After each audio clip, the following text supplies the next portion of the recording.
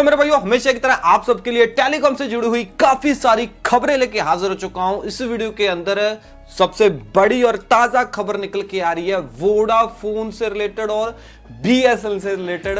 बहुत बड़ी खबर है, सुन के जरूर जाना। साथ ही साथ वोडाफोन आइडिया की तरफ से बहुत ही बुरी खबर भी निकल के आ रही है। साथ ही वोडाफोन आइडिया की तरफ से एक प्लान भी निकल के आया है। साथ ही साथ भाई रियलमी की तरफ से भी न्यूज है। साथ ही साथ सारी टेलीकॉम कंपनियों की तरफ से न्यूज है, मतलब जियो की और एयरटेल की तरफ से भी न्यूज है।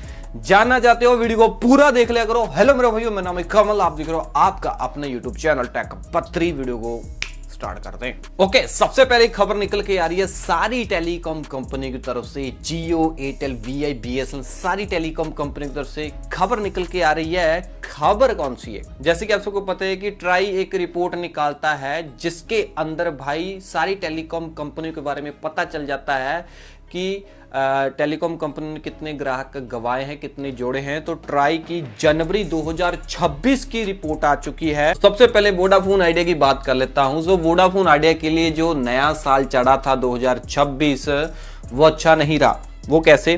क्योंकि मैं बताना चाहूंगा कि वोडाफोन आइडिया ने 4.1 लाख वायरलेस ग्राहक गंवा दिए। समझ पा रहे हो? 4 लाख ग्राहक इन्होंने गंवाए नए साल पे ही, जनवरी में 2026 में। ट्राई की रिपोर्ट ये बता रही है।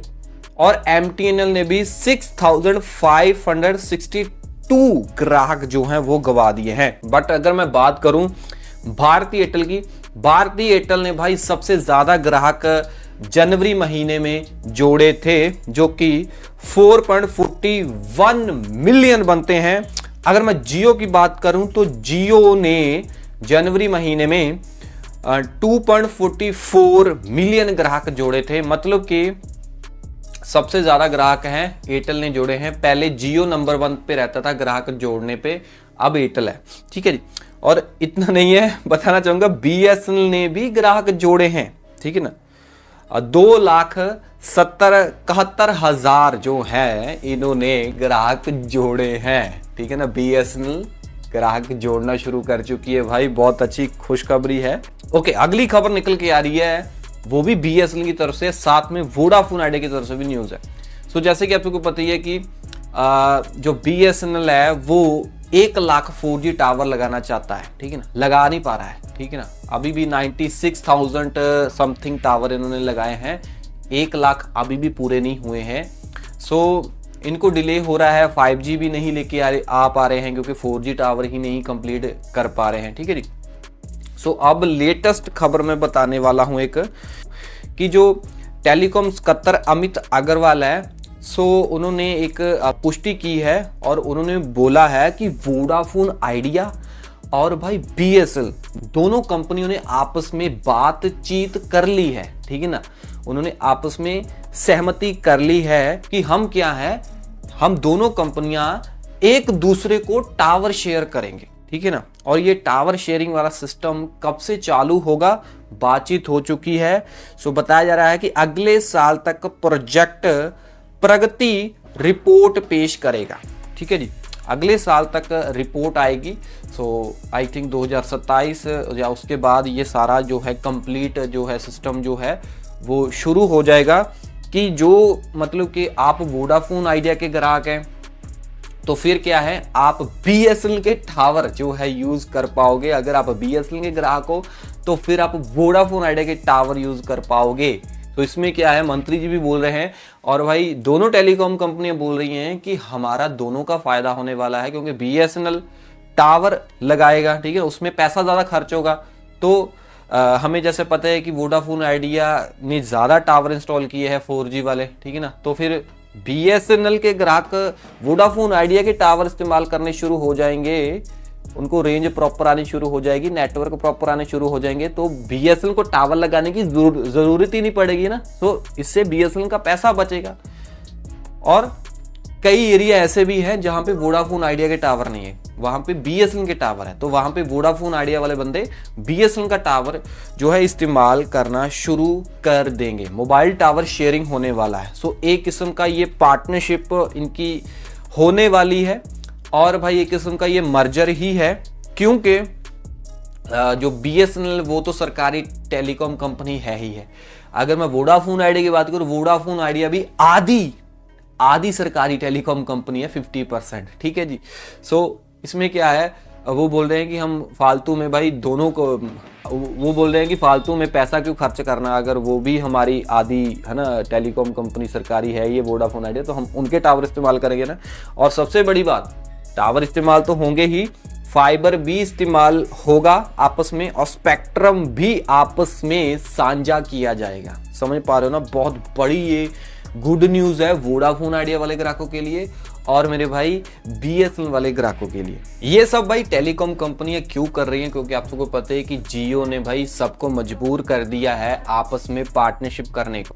पहले क्या हुआ कि वोडाफोन और अलग था और आइडिया अलग था, तो ये मर्ज हो गए, तो जियो के कारण भाई सबको ये करना पड़ रहा है।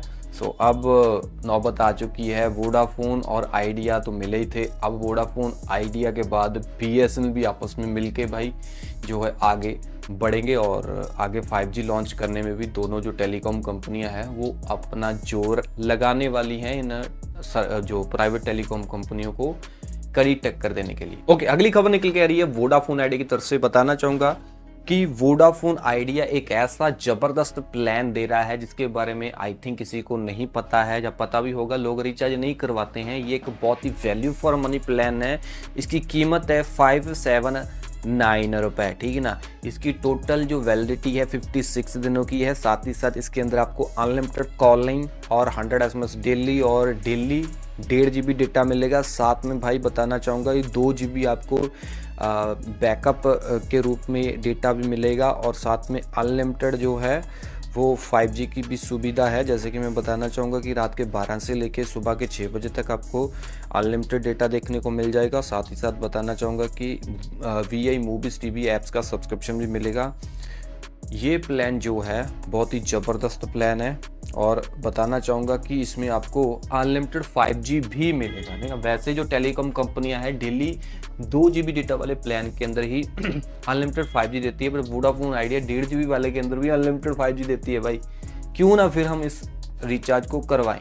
आपको ये कैसा लगा प्लान, कमेंट में ज़रूर बताना। बाकी VI की हेल्प करो भाई, VI काफ़ी वीक होती चली जा रही है, सब्सक्राइबर छोड़ के जा रहे हैं, जैसे मैंने आपको पहले भी बोला।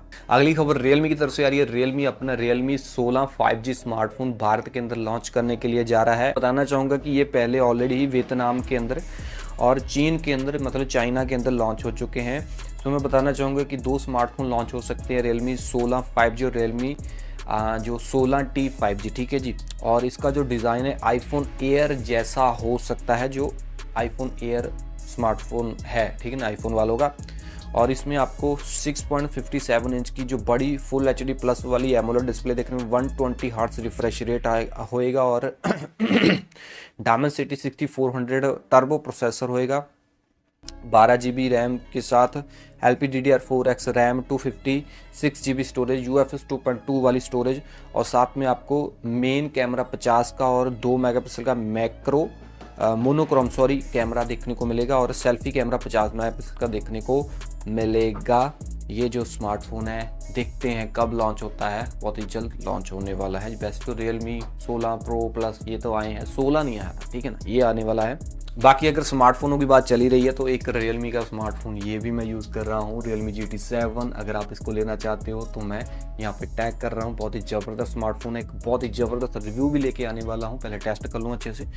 सो tag for the YouTube channel को सब्सक्राइब करो, वीडियो को लाइक करो, कमेंट करो और मैं मिलता हूँ अगले वीडियो में। टिल देन, मेरी डॉलर्स की स्माइलिंग, जय हिंद।